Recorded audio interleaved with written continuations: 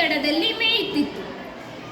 ಆ ತೀರದ ಹುಲ್ಲು ಇನ್ನೂ ಹಸಿರಾಗಿದೆ, ಅದರ ರುಚಿ ನೋಡಬೇಕು.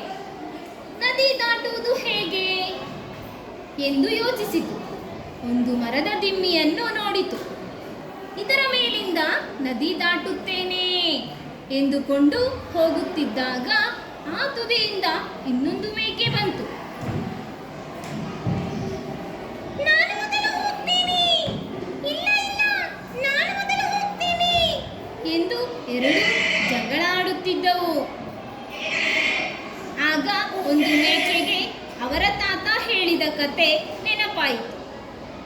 ಎರಡೂ ಮೇಕೆಗಳು ದಾರಿ ಬಿಡದೆ ಜಗಳ ಆಡಿ ಕೊನೆಗೆ ನದಿಯಲ್ಲಿ ಬಿದ್ದು ಹೋದವು.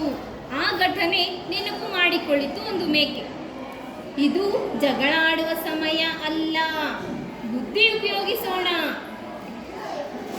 ನಾನು ಬಗ್ಗಿ ಕೂರ್ತೀನಿ, ನೀನು ನನ್ನ ಮೇಲೆ ಜಿಗಿದುಕೊಂಡು ಇನ್ನೊಂದು ತೀರಕ್ಕೆ ಹೋಗು ಎಂದು ಹೇಳಿತು.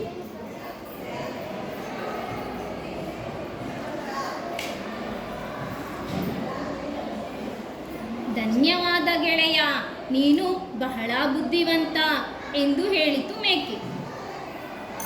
ನಂತರ ಅವರವರ ದಾರಿಯಲ್ಲಿ ಹೊರಟು ಹೋದವು ಮೇಕೆಗಳು. ಈ ಕಥೆಯ ನೀತಿ, ಶಕ್ತಿಗಿಂತ ಯುಕ್ತಿ ಮೇಲು.